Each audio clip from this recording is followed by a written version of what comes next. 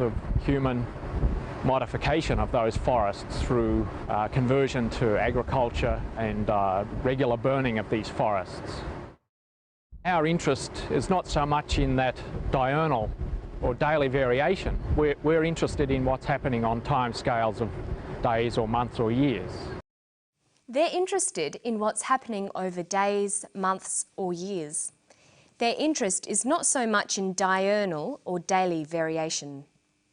The conjunction or here works to connect alternative meanings.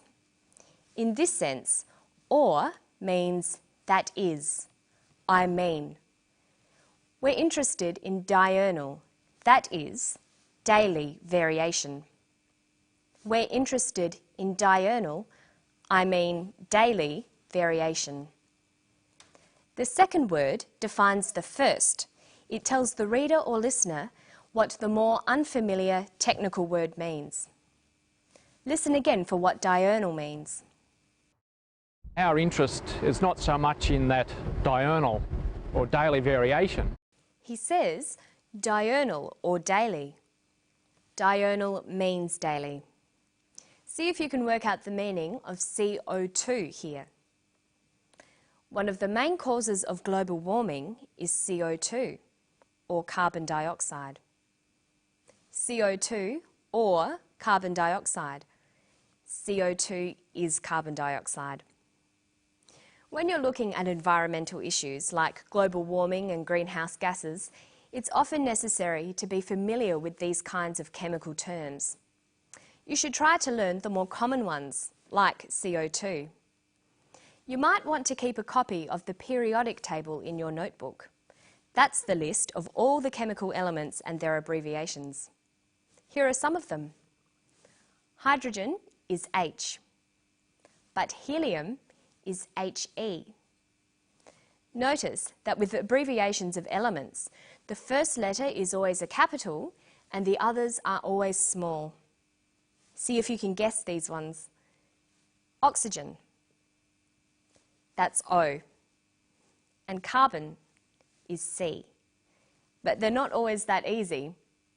Lead is PB, and sodium is Na. Okay, now let's listen to Dr. Francie talk about the new CO2 measuring device.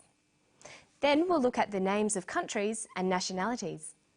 There's been interest from Korea, Japan, France and Malaysia, where the analyser could be installed on a 100-metre tower on the island of Borneo. He says there's been interest in their device from Korea, Japan, France and Malaysia. It's important to learn and recognise the English names of the major countries of the world, their nationalities and how to spell and pronounce these. It's a good vocabulary exercise to make lists of these families of words. To help you remember them, try grouping countries according to how the nationalities are formed. Notice that they're all spelt with capital letters. We have the AN group, Australia, Australian, Korea, Korean, Malaysia, Malaysian, Fiji, Fijian. We have the ESE group, Japan, Japanese, China, Chinese, Vietnam, Vietnamese. Then there's the I group, pronounced I, Bangladesh, Bangladeshi, Kuwait, Kuwaiti. And some nationalities are formed in an irregular way. France, French, New Zealand, New Zealander, Philippines, Filipino.